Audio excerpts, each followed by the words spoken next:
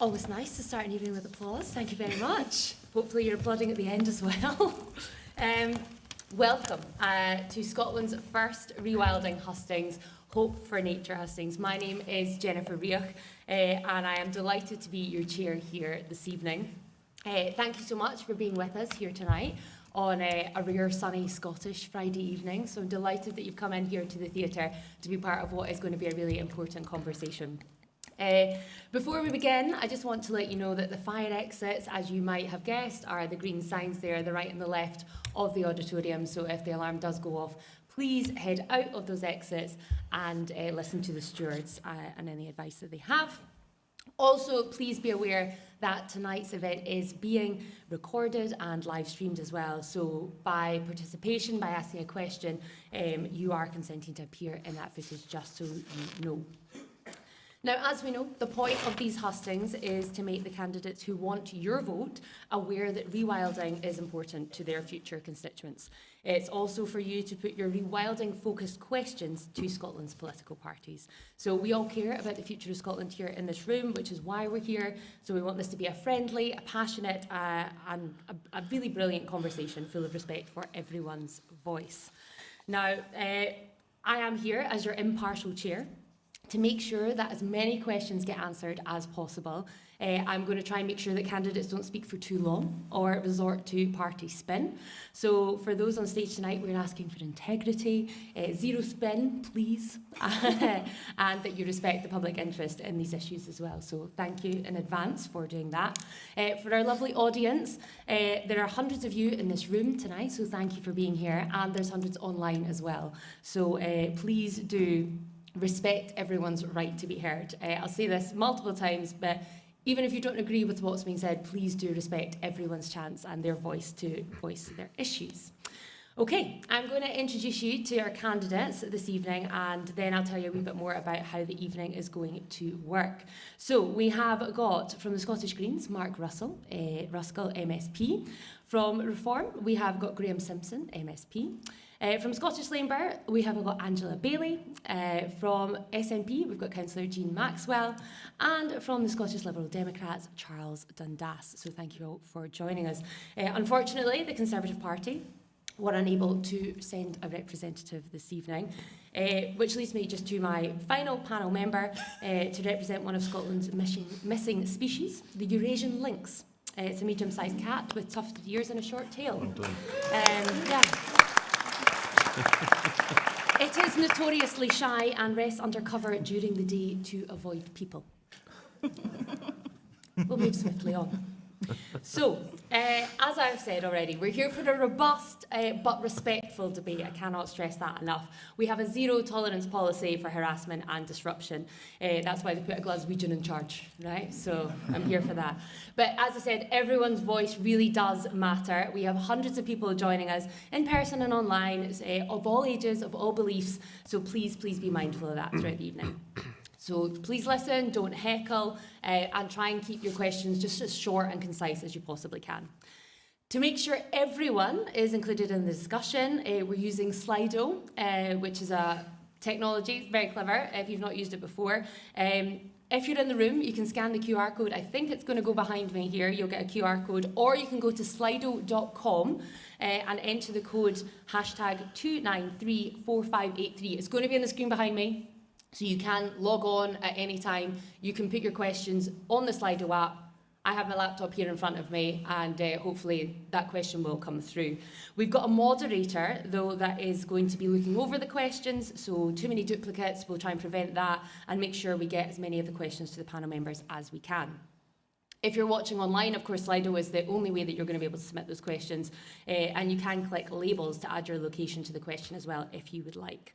If you see a question you agree with on Slido, please just give it the thumbs up emoji rather than repeating the same question. That way we'll know what is important to more people, and hopefully we can navigate our time a bit more effectively. Candidates are going to be asked to respond to each question in turn. I'm going to cut off any speaker over time or moving off topic. I'm going to ensure all candidates are given an equal opportunity to contribute, and if they wish to comment on each other's contribution, then I will be giving equal opportunity to respond. So I will be doing my best to make sure that we all have that moment to get our point across. If you are on social media, then we'd love you to get involved in the conversation as well. You can use the hashtag #HopeForNature and tag in the Scottish Rewilding Alliance as well.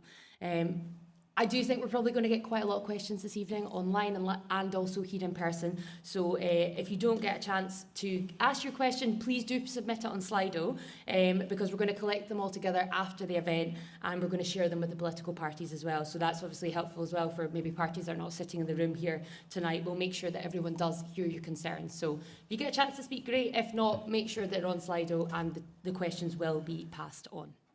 Okay. You've heard enough of my voice. I think we've got important voices to hear from in the room here beside me and in the auditorium. So we're going to kick things off with an opening question. And that question comes in the form of, what will you do to create a rewilding nation if elected in May? And I'm going to come to my far right first, and we'll start with the Scottish Greens and Mark Ruskell. Thanks very much. Really exciting to be here. And what would I do to create a rewilding nation? Well, I look around this room, I look around Scotland, and I see all those incredible projects that are being run by communities, by progressive landowners to restore nature, you know, from reseeding our oyster beds to, you know, restoring our Atlantic rainforests and everything in between. And I think that is the hub of it. It's about supporting communities to really carry out this rewilding work. And I think back to what my party's achieved over the last 5 years. We introduced a £65 million nature restoration fund, so 800 projects were supported through that. We want to triple that, so we want to really grow this movement from the grassroots. I'm also really proud that, you know, my party initiated the Natural Environment Bill as well, which has set targets for nature restoration. But targets on their own don't mean anything. We need action, and that's really where you come in. So for me, it's all about the action. It's all about going into the next session of Parliament with a strong green group of MSPs, a really strong manifesto, and it's all about focusing on action. It's all about unlocking the potential here in this room and making sure that we can restore nature together. Lovely. Thank you so much, Mark. Graham? Yeah, well, I'd like to thank you all for coming as well. First time I've been in this wonderful theatre, and I've got to congratulate the organisers on a new take on the empty chair. I'm trying to think of who the Scottish Conservative MSP it might be that resembles a lynx. That'll be the last political point I make. I think we should all be on the same side. We support rewilding, and the question is, how do we up our game? We were all sent a briefing. All the panellists were sent a briefing. Some interesting figures in that. Scottish Government's committed to protect at least 30% of its land and sea for nature by 2030, but at current rates of increase, it will take 65 years before major nature restoration is underway to that extent. So I think that shows us what the challenge is, and probably the answer is funding, as it always is, grants for local projects. We'll all probably get to speak about local projects that we've seen, and I'll certainly do that later on. Thank you. Thank you so much. Angela? Hi, thank you very much. Thanks to everybody for coming today. So the question was, what would I do to create a rewilding nation? Yeah. Well, I think one of the things that we have to do is we have to work with our communities in rewilding. I want to see communities being involved in that, community benefit. I want to see our rural communities having, you know, getting something out of rewilding. I don't want it just to be like landowners and things like that. So I think that's really important. I think we're facing a climate and nature emergency. I think we have to do something about that. We've seen too much degradation in Scotland's key habitats, and I think we have a moral imperative to protect our natural world, not only for us, but for future generations. And I think that's something that would definitely steer me if I were elected. Perfect. Thank you so much, Angela. Jean? Thank you. And I'm lucky tonight. I'm the one person on the table who isn't a candidate. I'm a councillor with Stirling Council. So what would I do? It's really supporting a lot of the work that's already going on.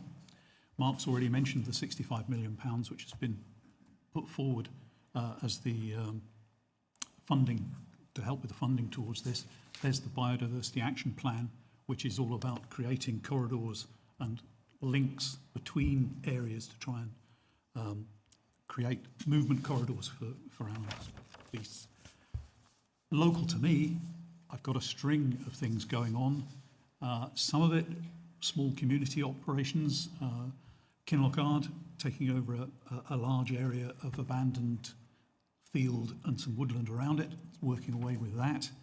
I've got the Woodland Trust very close, just across the valley from me, with tens of thousands of acres which they are replanting with native species, and have taken away a very dense sheep farming operation off that, reduced it, put in cattle to manage it more acceptably. I've got the red kites at Doon. There's a ton of stuff. And then happening all on its own, without any help from anybody, are the beaver in the river directly in front of me. 30 seconds. Thank you. Thank you. So continue to work on and press with that sort of stuff. All good stuff. Thank you. Thank you so much. And Charles. Thank you, Jennifer, and thank you all for being here. I think if we are looking forward to a rewilding nation, we have to understand what we mean by a rewilding nation. And I think for me, the definition of rewilding is about working with nature's natural processes rather than against them. And I think for centuries, with the hubristic ego of humanity, we've tried to tame nature. And as a result, we find ourselves in a climate and biodiversity crisis. We have to work with nature to turn that around. And so a rewilding nation will be one where natural processes take the lead and we work alongside that. But I want to be very clear that that doesn't mean depopulating rural Scotland. A rewilding nation is one filled with people taking part in these processes, engaging with these processes, and as both Mark and Labour said, engaging with communities. It will only truly be a rewilding nation where communities and individuals buy into the processes by which rewilding is happening and are engaged in the process and empowered in pushing us towards that kind of nation. Lovely. Thank you so much, Charles. So there we go. We've heard from all of our candidates so far on that opening question. I'm going to open it to the floor for now. I'm going to go to the first question here before I go to the Slido questions. Does anyone want to kick us off? Yes, sir. There will be a microphone coming, I believe. Someone is now panicking and trying to pass it along a row. Hopefully it'll get to you. Just so everyone can hear the question, we want to make sure it's audible to all. Thank you.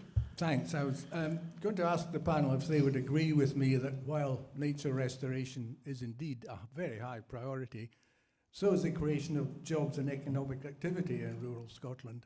And I have to say that some of the claims made for rewilding as a generator of jobs and economic activity don't really stand up to scrutiny.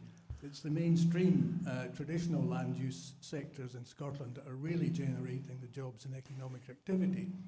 So I'm going to ask all the panellists if their party will commit to having an appropriate balance between supporting rewilding, yes, but continuing to support the traditional land-based sectors, which are the real drivers of the rural economy.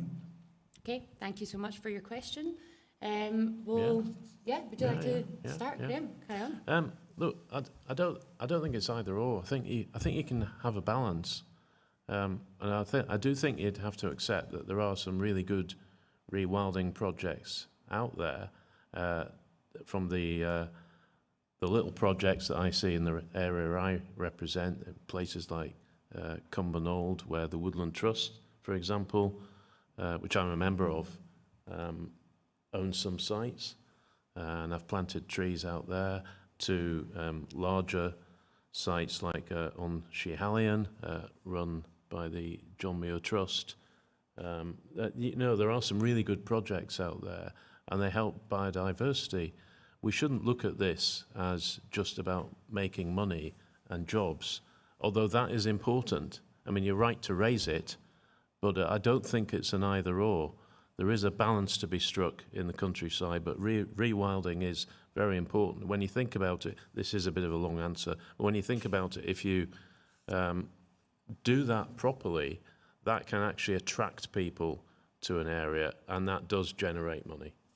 Lovely, thank you. Mark? I think we've seen some, huge successes. So on Mull, when white-tailed eagle was reintroduced, that has really supported farm businesses that wanted to diversify, wanted to get more visitors to come in, stay in B&Bs, host, wildlife watching tours. I mean, that's brought in millions and millions of pounds. I know that won't be for everybody, all landowners, all farmers, but what I see when I talk to a lot of farmers is a lot of folks who are really trapped within the existing subsidy system. £700 million that are going into farming every single year, which is effectively production subsidies. And what we need to do is to think about how we change that system. So we are rewarding folks who want to live on the land and work the land appropriately, but it's to deliver a new set of objectives. Food production is important, but so is nature restoration, so is climate adaptation. And the people who are working on the land, of course, understand how to do that, but they're trapped at the moment within a subsidy system which doesn't allow them to get a livelihood and to meet what society needs in this century. So, I think it's really important that we work together. There are lots of farmers out there that want to do things differently. There are new generations of folk coming through that want to do things differently, want to see a future for their sons and daughters as well. But the system is holding people back. We need to change the system. We need to have voices in Parliament that are prepared to challenge the system.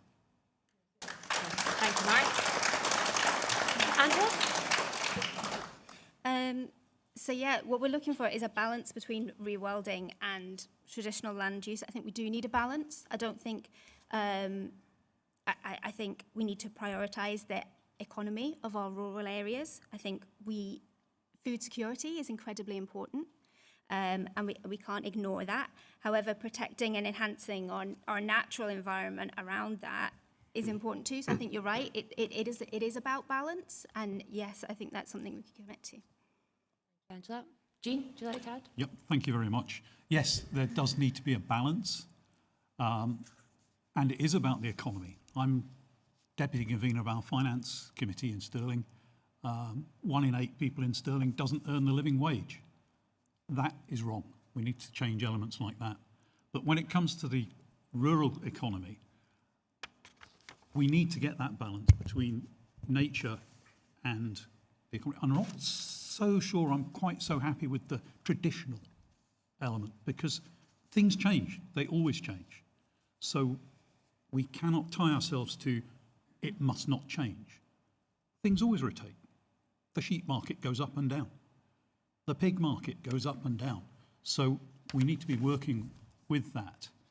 And then there's the little subject which won't raise too much attention, I'm sure, land reform. A very, very few people own a huge amount of Scotland. And that needs addressed. Thank you, Jean. Charles? Thank you. Yes, of course, economics has to be added into the mix. When I use the word sustainability, I use it with a tripartite meaning. It's only sustainable if it's sustainable for nature. It's only sustainable if it's also economically sustainable and socially sustainable.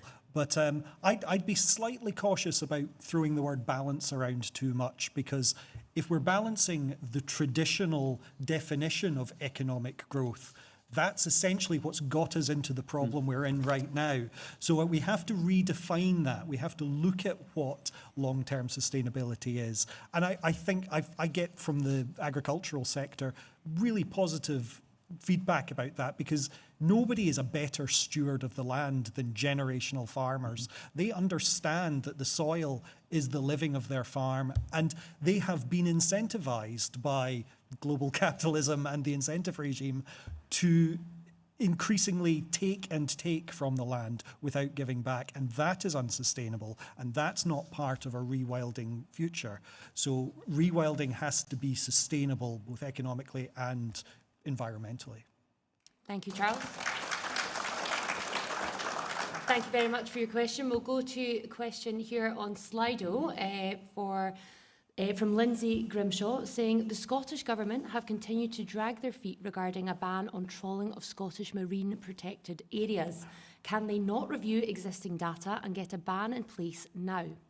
Further research and longer timelines won't change the unfortunate truth. Scotland's seas have been devastated by trawling. That's a question in on Slido from Lindsay there. I'll come to this side of the panel first. Charles, would you like to start us off on this? Yeah, no, I mean, it's hugely frustrating. I suspect everyone in this room thinks that our marine protection areas, the P should mean something and it should mean protection. And I don't think we're there yet. The Scottish Government wants to protect them better. Of course, that system hasn't worked out the way we wanted it to.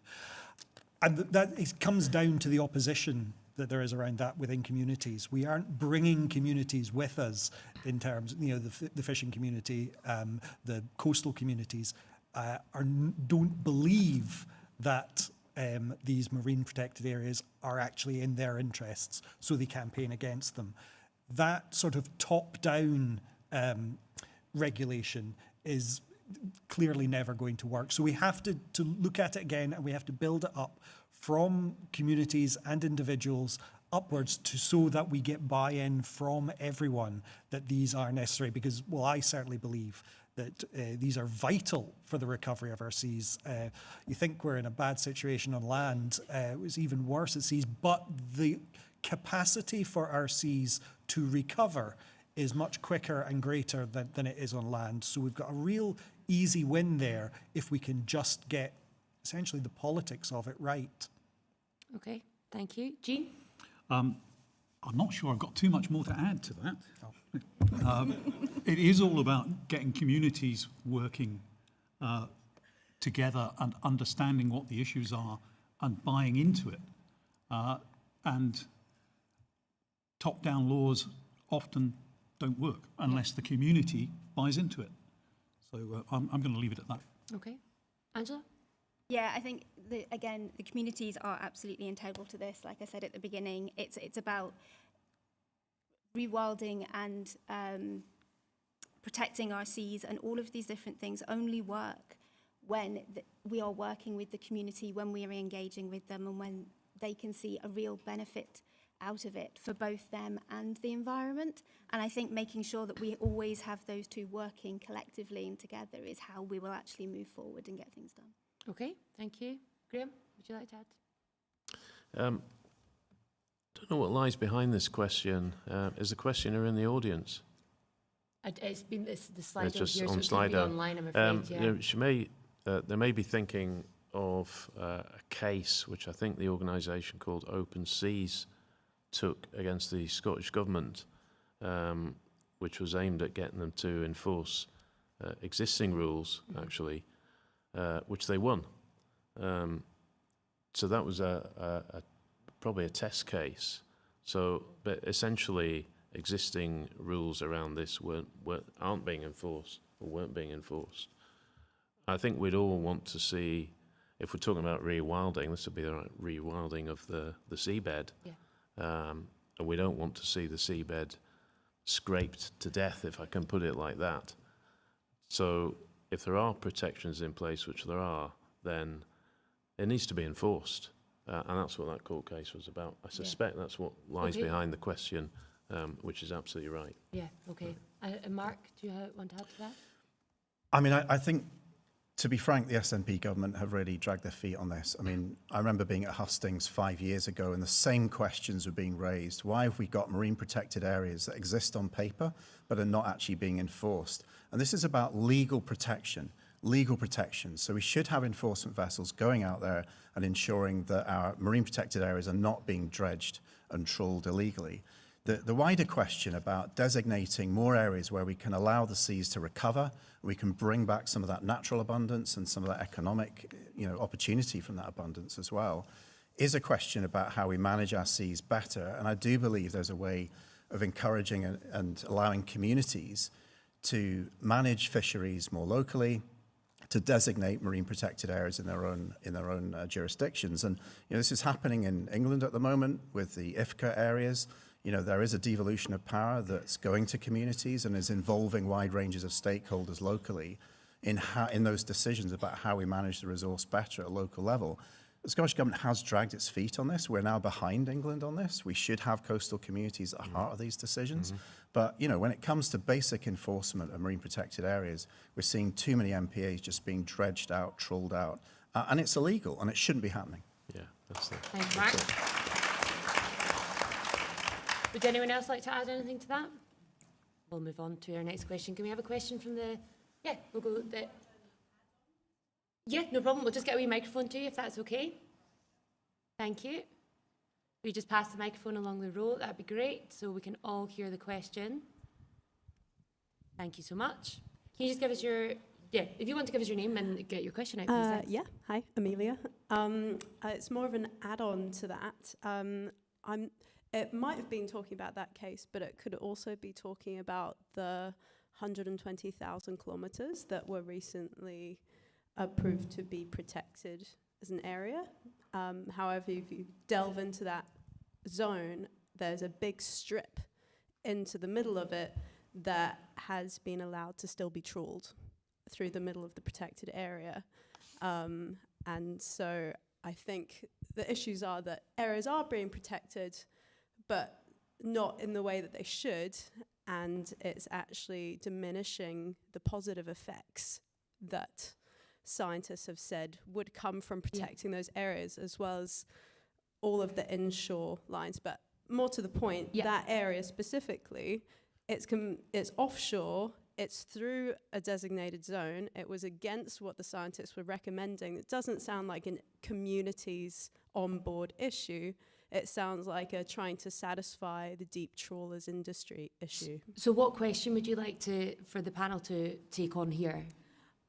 What are you going to do to stop the trawlers being the priority in this? Okay, so I think, concise question there. What would we want to do to make sure the trawlers aren't a priority in this? Look, I think it was just for a point of information, turned into a question, but it comes down to enforcement, doesn't it?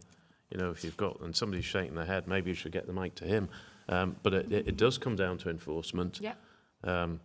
Good, we might actually get some debate going. Okay, mic in 2 seconds, thank you. Okay.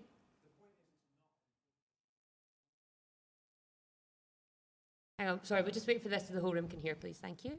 Thank you so much. So we keep being told it's an enforcement issue, but it's not an enforcement issue when it is currently legal to trawl in a lot of our marine protected areas. So it's actually an issue with the rules about yes, marine it is protected areas, illegal. not an enforcement issue. It's illegal, that's correct. But if you're not... The point is that it is legal. It is legal. To trawl in marine protected areas. And that is the issue, not the enforcement issue. Okay. Well, it obviously shouldn't be. Would you like to add to a question? Can we have the microphone along to... Yeah.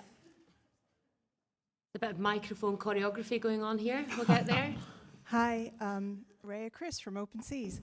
So I can maybe shed a bit of clarity on this. Yes. Okay, get to a question for us. That would be wonderful. Thank you. Yeah, I do have a question. Wonderful. Thank you. But just to shed light, I think the previous question was actually referring to a long-awaited, delayed consultation on the inshore MPAs. And I think that's what they were referring to. But thank you for mentioning our court case. I think just to build on all of this, my question is, the difference between marine and land is that the marine, our seas are a public asset, as opposed to land, which is privately owned. And I hear what the panel's saying about bringing communities with you, I agree.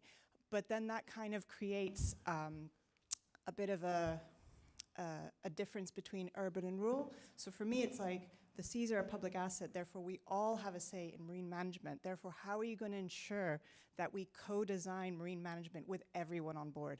Okay, so how do we talked a lot about community? How do we actually bring the whole community on board, Mark? Well, we need a new national marine plan that really has nature restoration at the heart of it and is involving those key sectors that use the seas, including, you know, a growing offshore wind industry, but ensures that we're actually investing in the seas and we're investing in its restoration. And I have to say I have my doubts about whether government is actually structured right now in a way that can actually do this. I've been very frustrated over the years with how the Marine Directorate has operated.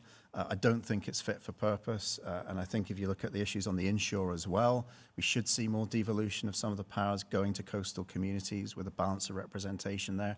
So I think there's a question here about how we are governing the seas, how we're planning for these uses, how we're ensuring that nature restoration is at the heart of it.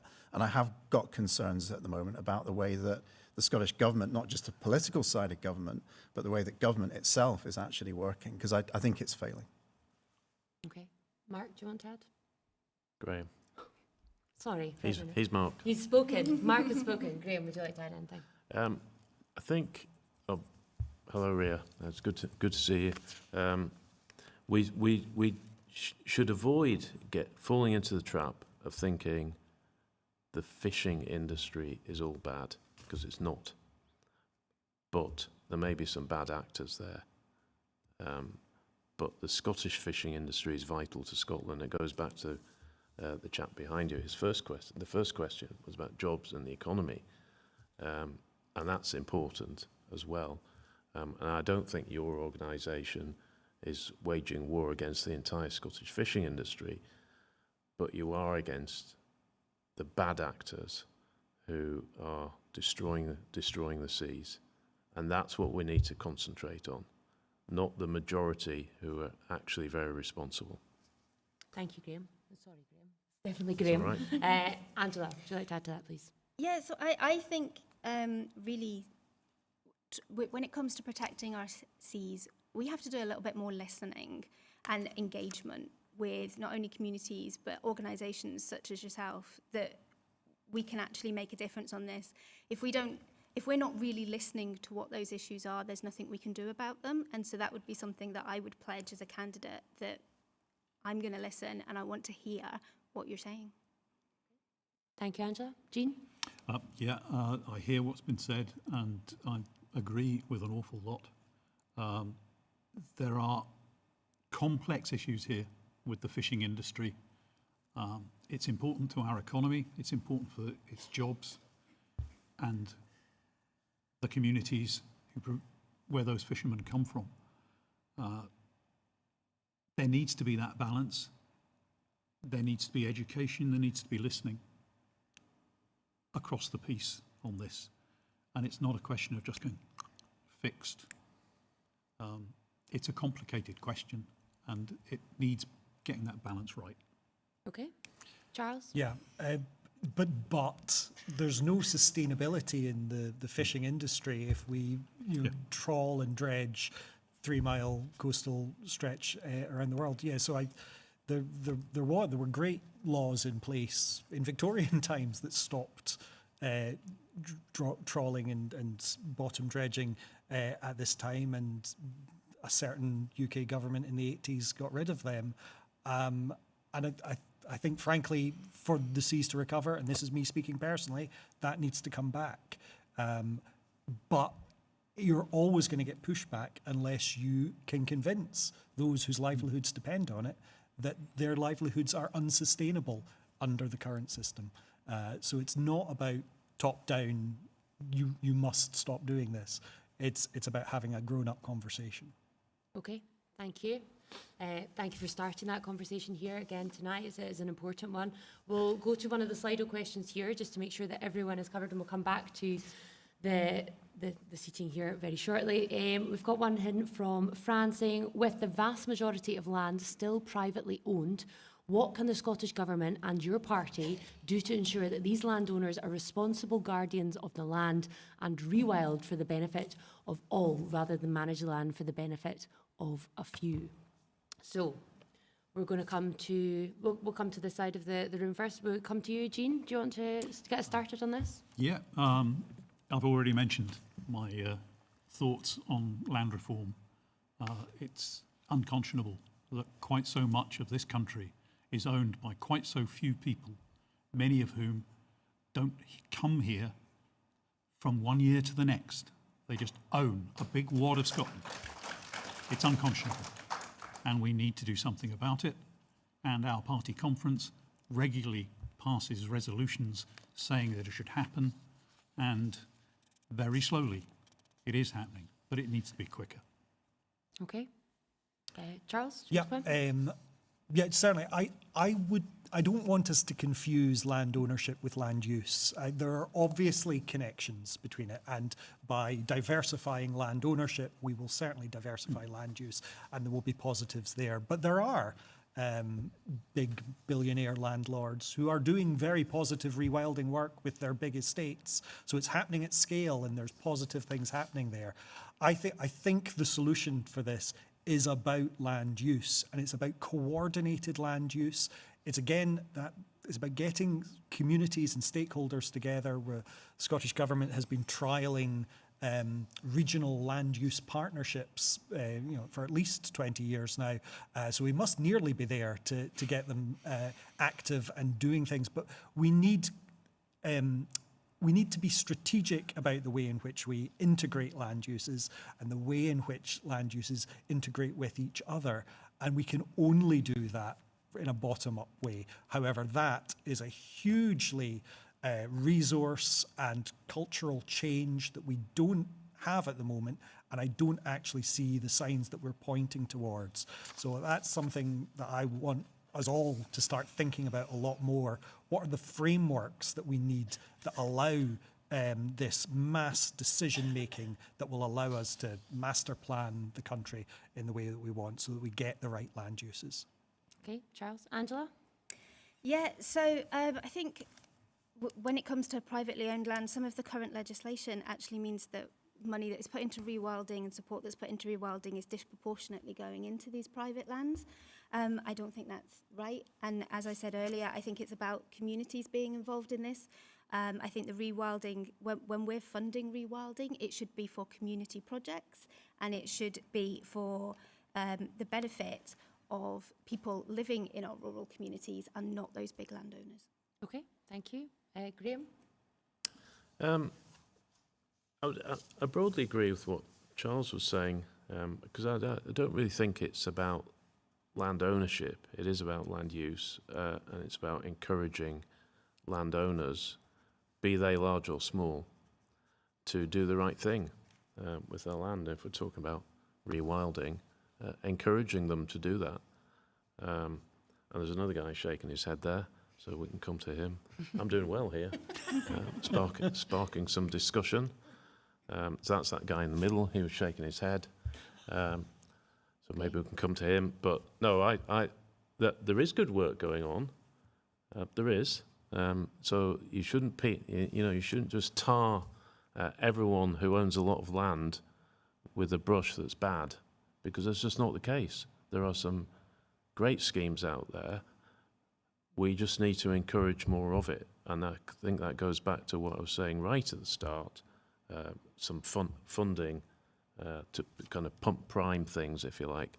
And I think we should let that guy who was shaking his head have his say. Okay, we'll let Mark have a say, and then we'll come back and we'll. Yeah, I mean, I think some of those responses I find quite disappointing, because we do live in a massively unequal society. We just have a few hundred people who own the vast amount of Scotland's land, and we just had a land reform bill that went through the Scottish Parliament, and I have to say, for a bill that was being proposed by the SNP, it's just deeply uninspiring, deeply unambitious. I mean, the only thing it really brought in was a degree of transparency for estates over 1,000 hectares, where they now have to produce a land management plan. So a tiny bit of accountability, but it made no difference at all to the estate near Loch Tay at Kenmore, where you have a large corporate multinational that's come in, it's bought up the estate, it's effectively excluding people from the local community from getting access, and has been very, very, opaque in the way that it's worked. It hasn't involved the local community in its plans for the future. And, this is going to continue until we have proper land reform in Scotland. Of course, there are some great work that bigger estates are doing. But I also see, natural capital companies in some places coming in and effectively alienating communities. We've seen that to an extent with the Invergeldy estate near Comrie. And they've gone about it the wrong way. They've not involved the community. in their decision making, and have just rubbed up people the wrong way. So, of course, we're going to see natural capital and private investment coming into rural communities, but there needs to be a framework there that puts the community interests first, that requires these companies to work closely with communities and reflects that interest. Thank you. Thank you, Mark. We'll come back to the floor Can we get a microphone here to the gentleman down the front, and we'll come to you after, Jen. Thank you. We'll just go. Just the second row, please. Gentleman with the glasses.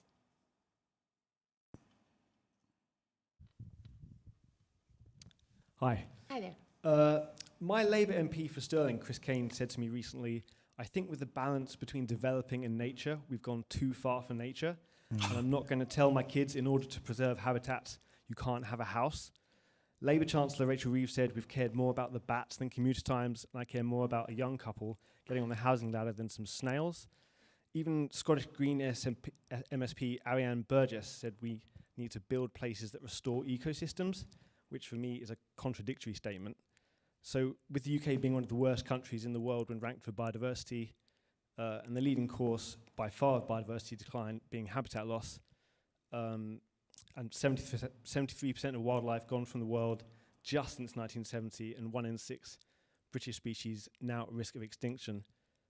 So my question is this, with so little habitat for nature left, at what point will we simply ban all development of green spaces, full stop? And if not today, when? How much worse do things have to get before the urbanisation stops? Okay, thank you. So you heard the question there. When do we, if we do, ban the urbanisation of green spaces? So we'll come to you. I mean, it's interesting. You mentioned Stirling. I mean, Stirling's got some beautiful green spaces, Airtree Kerse, Park of Keir, for example. But, we've also got some great brownfield sites that could be developed for housing. And I think, it's getting that balance right within the planning system, ensuring that where we've got greenbelt areas that we can designate those areas and actually protect them, ensure that they're in the local development plan and that they are protected and they can be enhanced and invested in. But for the areas where, we are building houses, of course, we can do things to restore nature in housing developments. I've just got an amendment through Natural Environment Bill to require that every single new home in Scotland in a year's time will have a Swift brick installed. And we all know that Swifts are in huge amount of decline. And this is just one simple measure, one £30 brick that the house builders can put into a new house that can give the Swifts a home and can help to restore that species. So I think there are things we can do in and around development with good ecological design, but there does need to be a hard backstop, and it is about our precious green belts and landscapes as well. Would you like to add to that, Graham, when you think you should stop developing on the green belt? Yes, I would. I used to be a councillor in East Kilbride. I was councillor for 10 years, and I felt and do feel very strongly about building on the green belt. So if land is designated as green belt, and that's the key thing in planning, then development should be severely restricted in the green belt. That doesn't mean you can't build on fields, because we do have a housing emergency in Scotland. We need more houses. We can't build them all on brownfield sites. We're going to have to accept that some communities will have to expand because there is a need for more housing. It can be better housing. I'm all in favour of that. And I like the Swift Bricks amendment. But, you cannot just ban development. We haven't got enough housing in Scotland, but we do need to protect the green belt, and we need to be serious about that. Angela?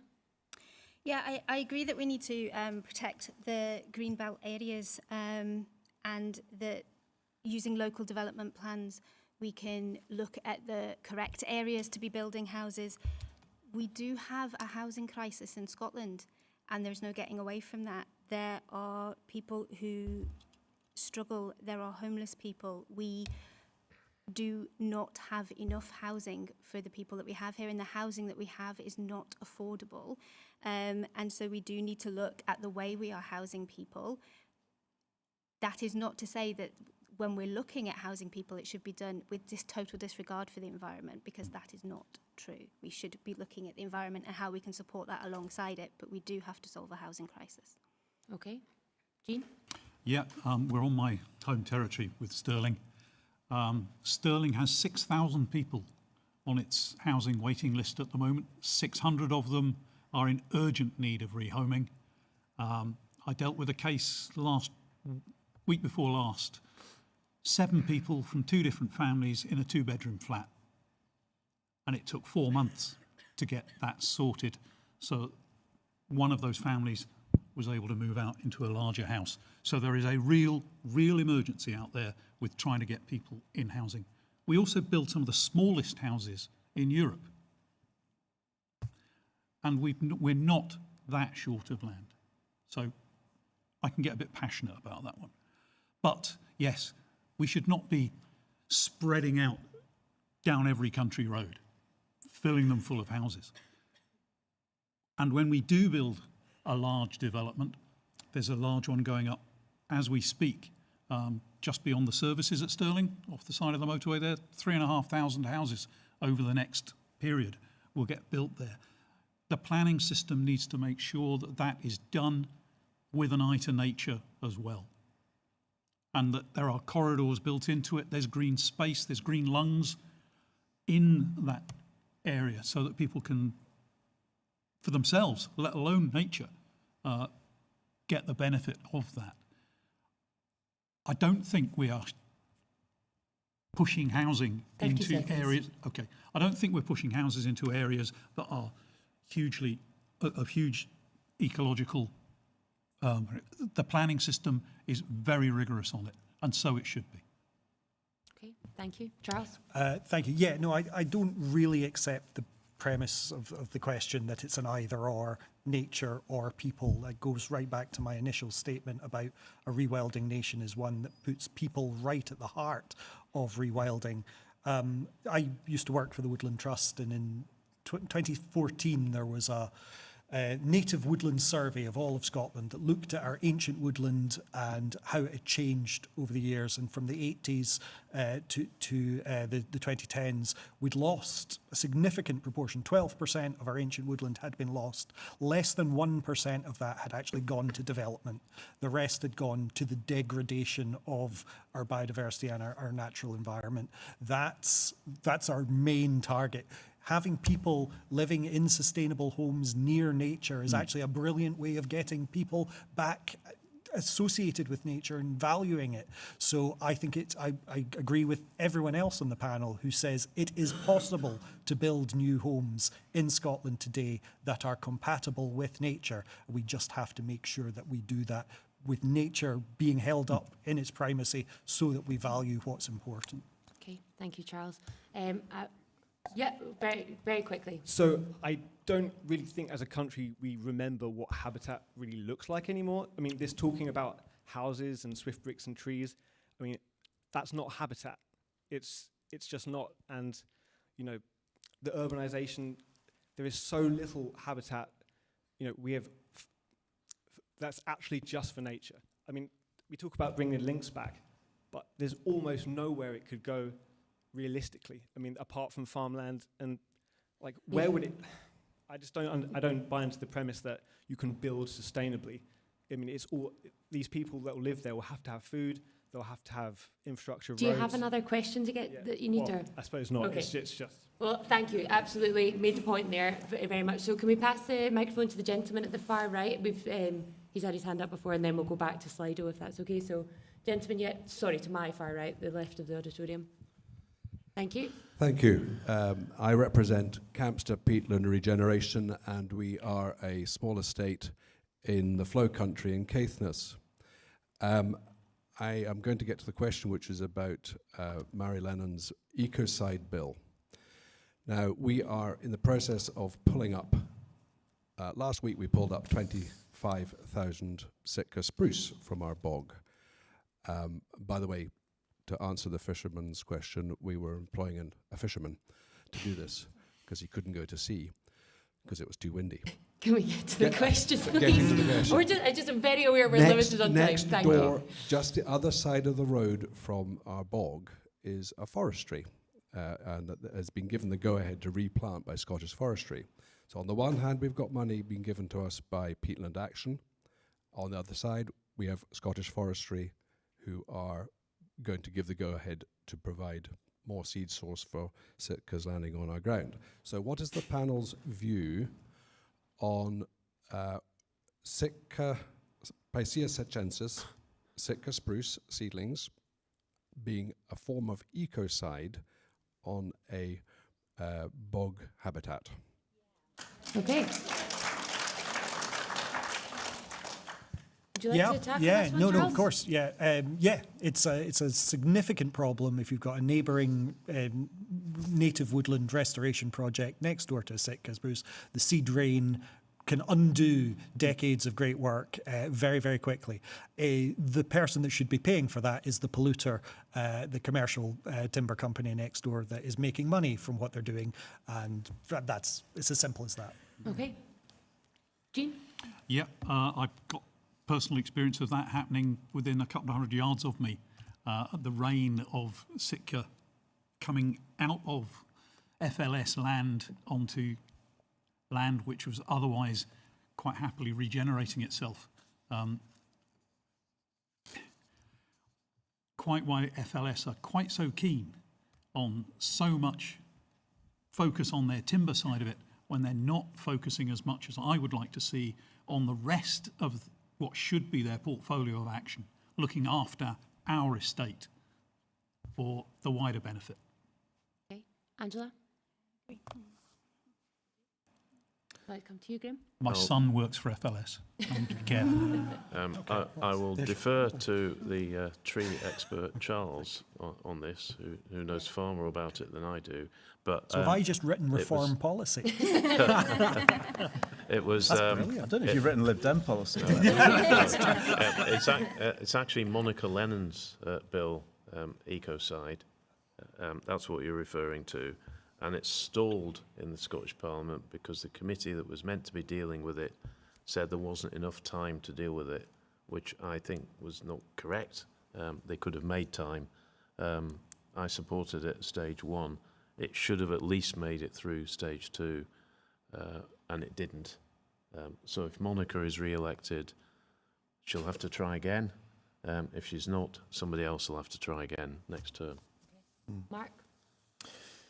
I think it's an absurdity that you've got public money creating a problem and then we're spending public money to then solve that problem. And we're seeing that with the issue of invasive non-native species the whole time. We're just reinforcing land uses which are ultimately just costing us a lot of money further down the line. So I absolutely support the points that have been made. And, you know, with the Natural Environment Bill, we were trying to get that issue of Sitka seed rain recognised so that Sitka is seen as an invasive species.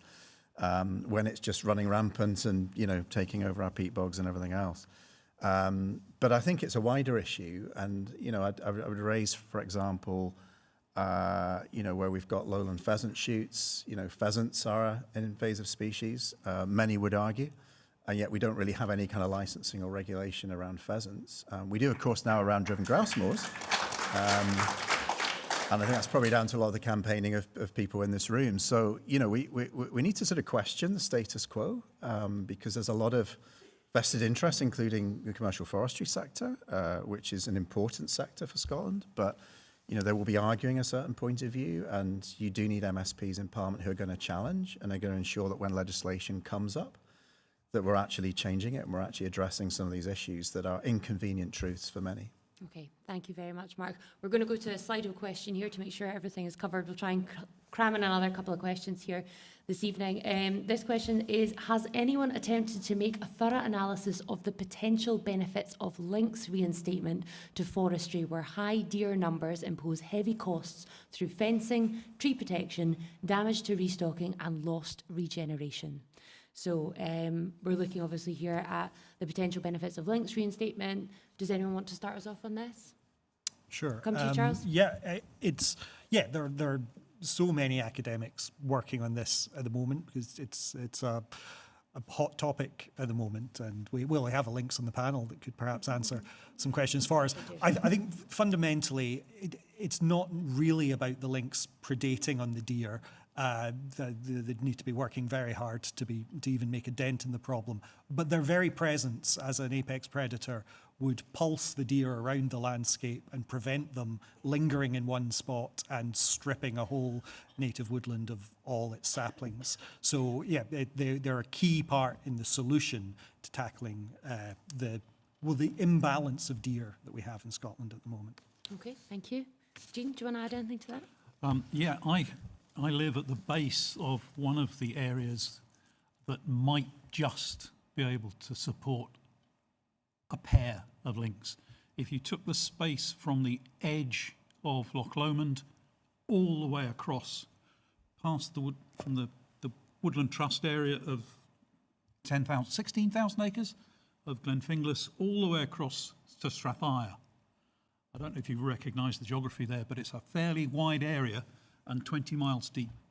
And the expert who was talking to me about the matter said that that would support one pair of lynx. It's a huge area. So I don't know how many we're going to be able to fit in, because as was rightly said there, the number of places available might be quite small. But we've got the beaver back, we've got the red kite back, other stuff coming back. We had a brief excursion into wild boar when a gamekeeper left a gate open. But they made the fatal mistake of digging up a golf course, which didn't do them any favours. That's all I can say on that issue. Fair enough. We'll move on. Angela, do you have anything you want to add here to the lynx conversation? I mean, it's just reiterating what they're saying. It would be great to have this wildlife back. I would love to be able to. I mean, my kids are wildlife mad. I would love to be able to take them out and say, like, oh, you could see a lynx or spot a lynx. That would be amazing. I think it would, but I don't think it's going to solve all of our problems, but I would love to see them back. Okay. Can I make one more Very line quickly, on that? 10 seconds. The other element about that space that I'm describing, 40 miles across, 20 miles deep, there are still sheep farmers there who have a living to make. And I'm not sure that we've dealt with the issue of, yes, they'll predate on deer, but what about the sheep? Okay. Thank you. Thank you. Graham? That was the point I was really going to make, because instinctively it sounds like a good thing, but there will be farmers out there who would be really concerned if lynx were to be reintroduced in certain areas. So if it's going to be done, it's got to be done.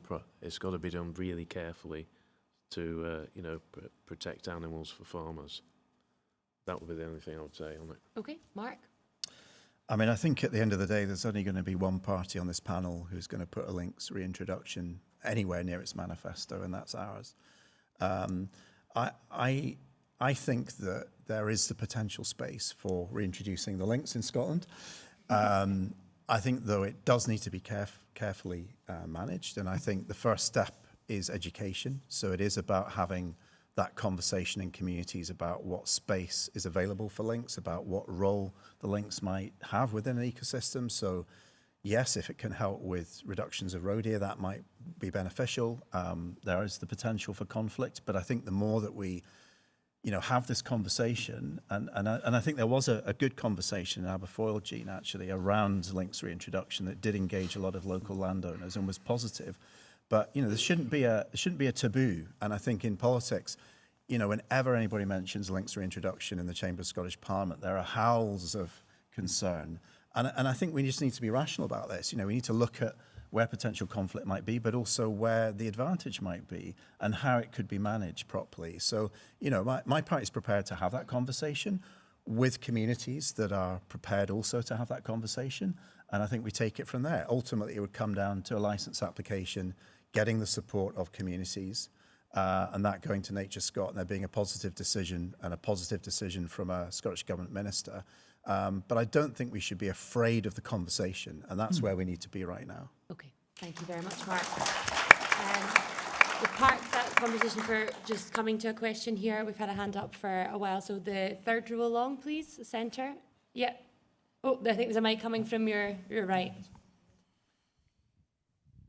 Thank you. Hello. I just want to make a point about the housing you were talking about earlier.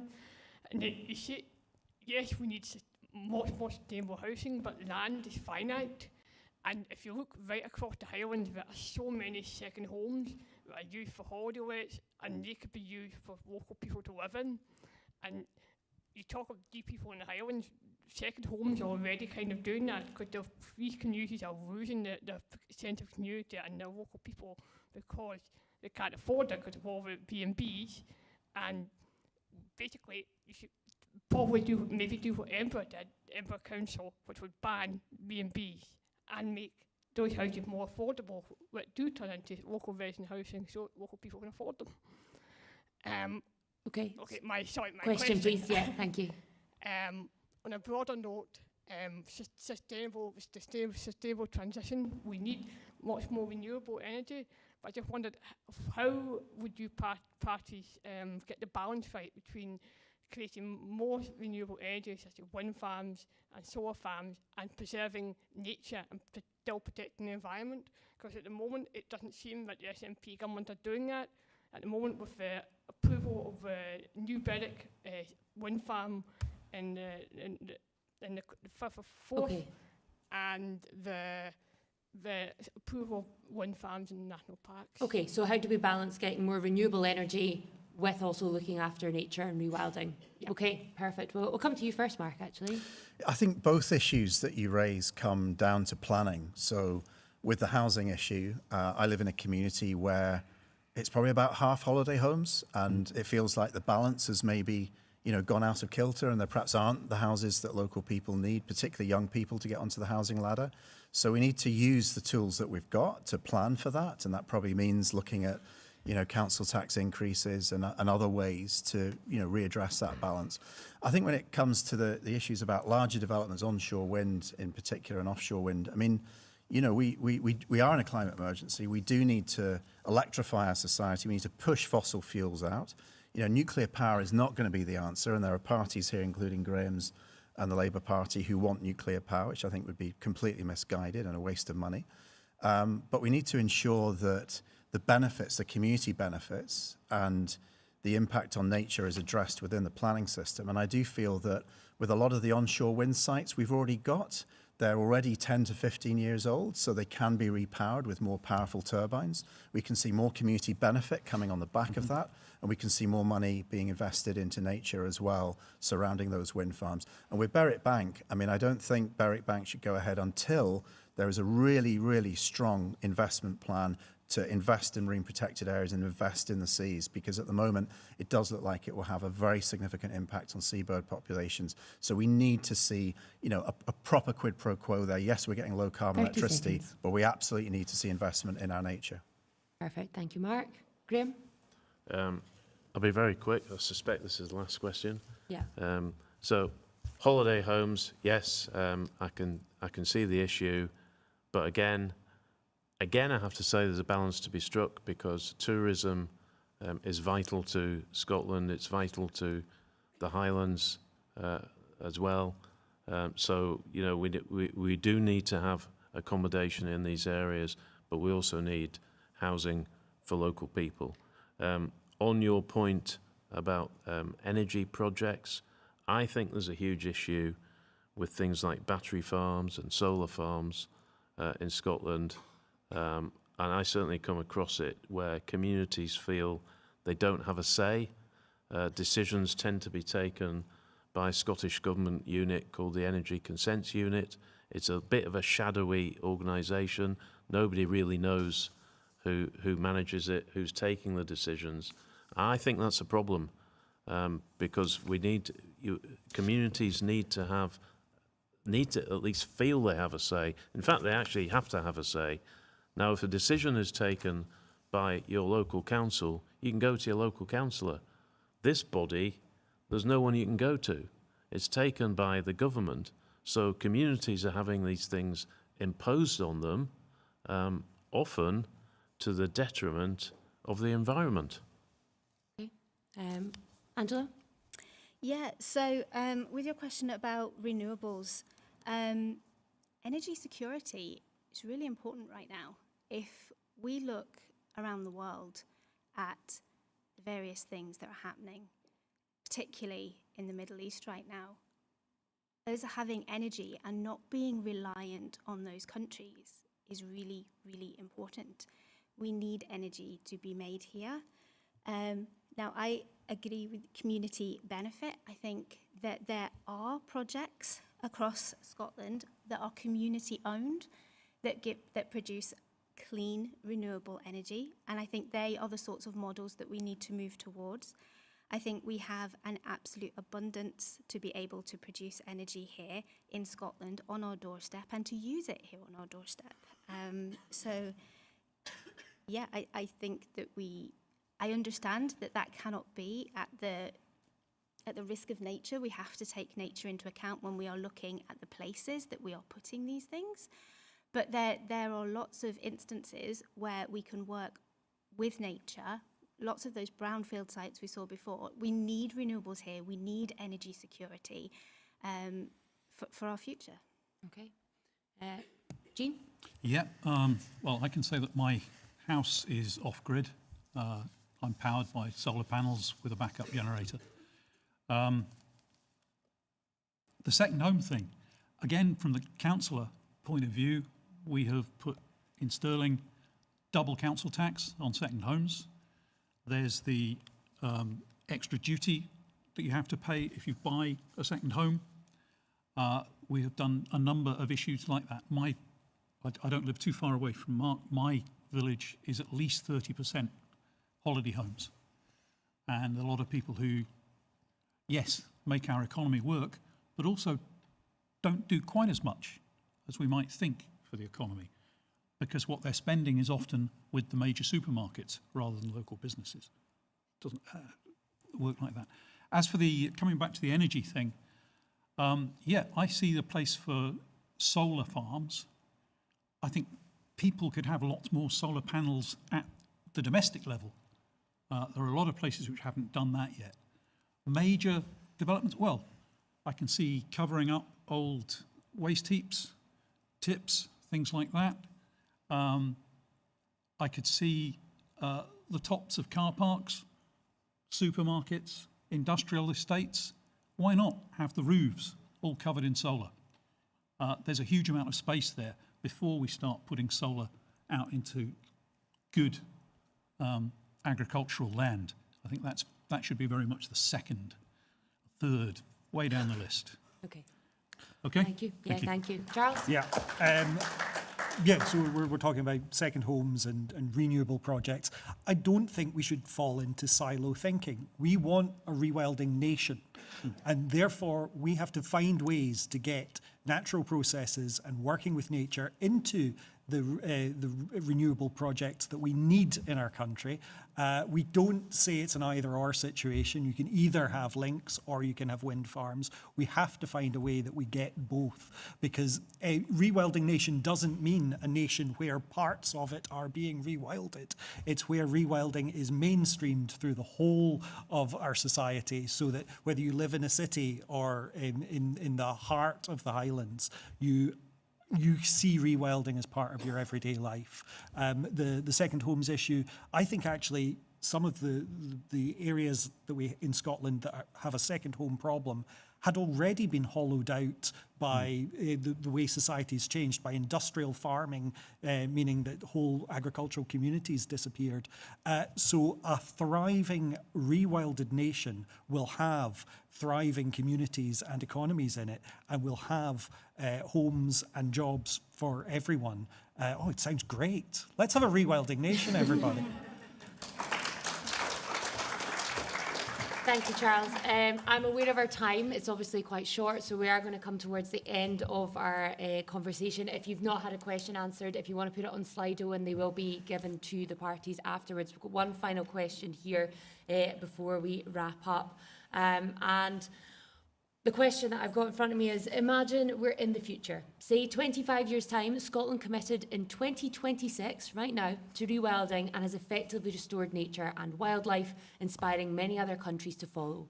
The benefits to humanity are clear. We are rebalancing the planet. What role did you play in this? What did you change? So, for yourself in the future, what are we doing now? What are you actually going to change? What are you doing to rewild Scotland now? I'll come to you first, Mark, if that's okay. You mean in politics? Yeah, in politics. I'm going to say it straight. You know, I want to see more green MSPs elected to government because I think we can make a huge change. We've already, you know, introduced a natural regeneration fund worth 65 million. We want to triple that. You know, we've got an ambitious program that we're going to launch in our manifesto. And I think, you know, if you're going to stand for politics, it's fine to come on a panel like this and offer personal opinions, but you need to have a party and a manifesto that is actually going to deliver and an appetite to actually get into government and to challenge vested interest and to ensure that we're actually driving change at the heart of government. And unfortunately, you know, we've got some folks on the panel here tonight who are representing parties like Graham's who deny that climate change is even real. And I don't think that's good enough. I think we need people who, you know, understand the nature crisis, understand the climate crisis, and are prepared to get into government and actually bring about the changes that can benefit everyone. Thank you, Mark.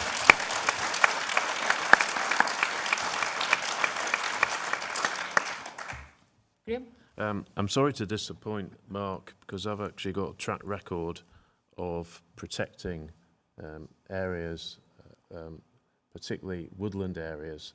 I was part of a campaign to protect an area of ancient woodland near Airdrie. We were successful in stopping development there. I got a tree protection order put in. We fought off a massive housing scheme. I was very proud of that. You're standing for a party that denies climate change. No, hang on. I'm going to answer the question. Okay. What am I going to do? I'm a member of the Woodland Trust. The Woodland Trust wants to see a bill in the next Parliament which would protect ancient woodland. And if I get the chance, I would either lead on that or help somebody else too. I think it's really important. So don't put words in my mouth.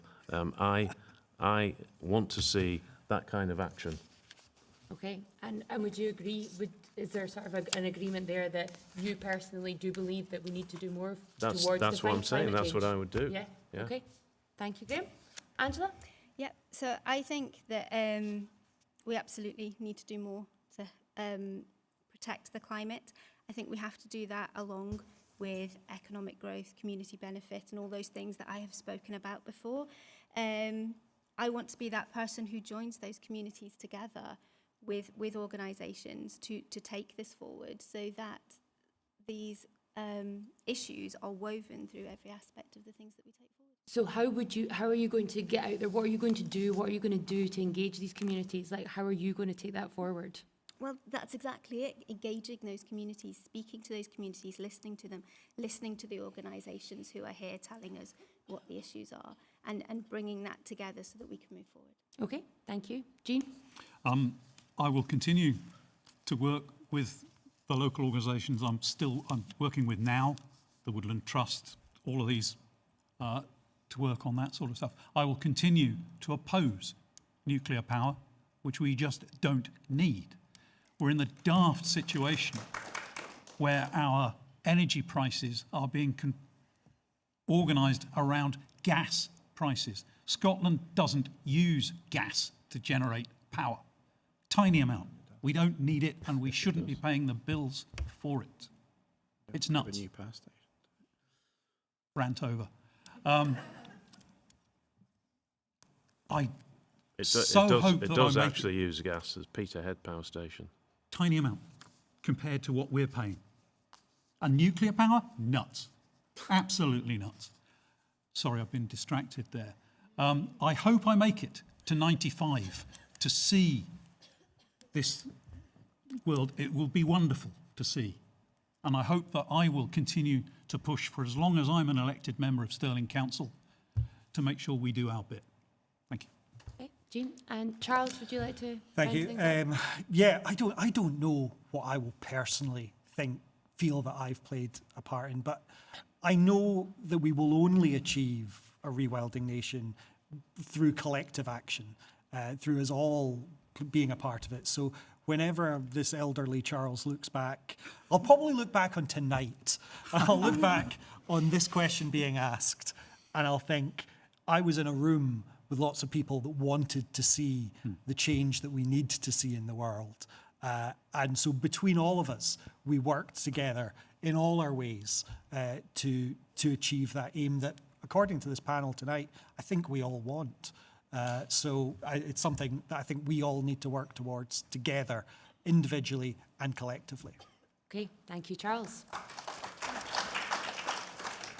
So as I said, I'm so sorry, we're quite tight on time, so we've probably come to the end of let me just double check. Are we happy to, I think we're 7:15 is the time that we're meant to.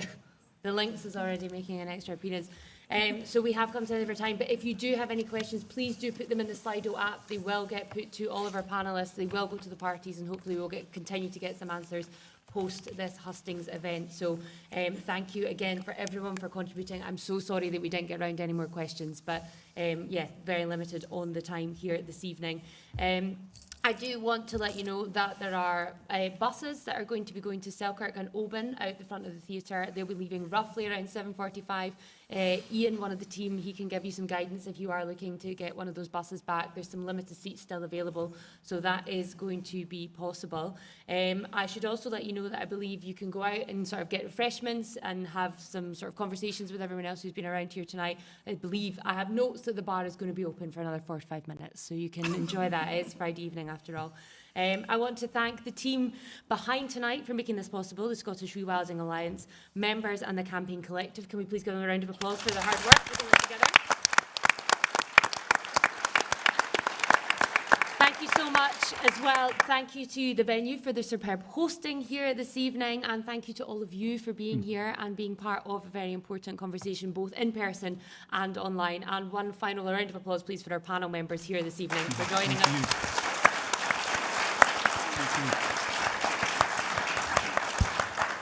But that is us at the end of our hustings this evening. Thank you so much once again for being involved, being part of the conversation. Hopefully that will only be the start, and we'll continue to be able to tackle these very important issues to us this evening. So thank you again, and enjoy the rest of your night. Thank you. I